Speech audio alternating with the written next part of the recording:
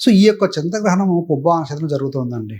ఇది కొన్ని రాసుల మీద అనుకూల ప్రభావం చూపిస్తే మరికొన్ని రాసుల మీద ప్రతికూల ప్రభావం చూపిస్తూ ఉంటుంది. ముఖ్యంగా ఏంటంటే అత్యధికంగా ప్రభావపడే రాసులు ఏంటంటే ముఖ్యంగా సింహ రాశి వారు.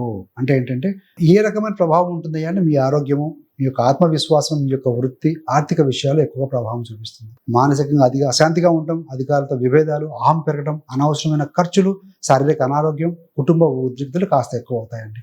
పెద్ద పెద్ద నిర్ణయాలు వాయిదా వేసుకోవడం మంచిది. ఆవేశపడకండి. ఆరోగ్యం జాగ్రత్తగా చూసుకోవడం చాలా మంచిది. మరి సింహరాశి వారికి చూసాము.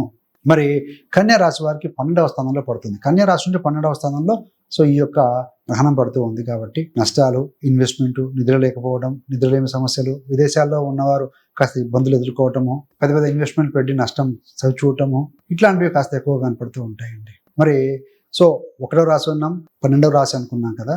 మరి అదేవిధంగా వృషభ రాశి వారికి ఏంటంటే 4 అంటే మదర్, ఇల్లు, వాహనము, ప్రాపర్టీ, ఫ్యామిలీ హ్యాపీనెస్.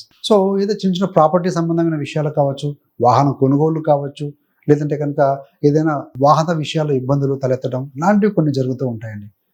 ఈ గ్రహణం ఫామ్ అయినప్పుడు సహజంగా గ్రహణం అనే ప్రభావము 1 నెల నుండి 3 నెలల వరకు ప్రభావం చూపిస్తూ ఉంటుందండి.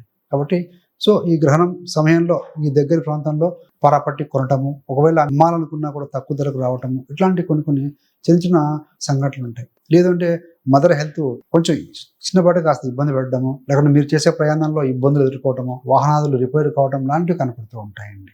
1, 4, 12 అయిపోయింది కదా. తదుపరి ఏంటంటే మనకు 8వ స్థానం, అంటే మకర రాశి నుండి 8వ స్థానంలో ఈ యొక్క గ్రహణం పడుతూ ఉంది. అంటే ఏంటంటే మకర రాశి వారికి అనుకోకుండా మంచి చెడులు రావటము, ఏదైనా మృత్యు సంబంధమైనటువంటి మార్పులు వినాల్సి రావటము, బంధువర్గంలో కానీ మిత్రవర్గంలో కానీ, అదేవిధంగా ఏదైనా మీకు రావాల్సిన ధనం ఆగిపోవటము, ఇన్సూరెన్స్ బెనిఫిట్స్ కావచ్చు, ఇలాంటివి త్వరగా మీకు శాంక్షన్ అవ్వకపోవటము, కొన్ని అంటే కష్ట నష్టాలు అనేవి కూడా కనపడుతూ ఉన్నాయండి. అదేవిధంగా ఏదైనా హెల్త్ అనారోగ్య సమస్యలు కూడా కాస్త ఇబ్బంది పెట్టే సూచనలు అయితే కనపడుతూ ఉన్నాయి. మరి ఈ 4 అంటే ముఖ్యంగా సింహరాశి, కన్యారాశి, మకర రాశి, వృషభ రాశి వారు కాస్త జాగ్రత్తగా ఉండాలి.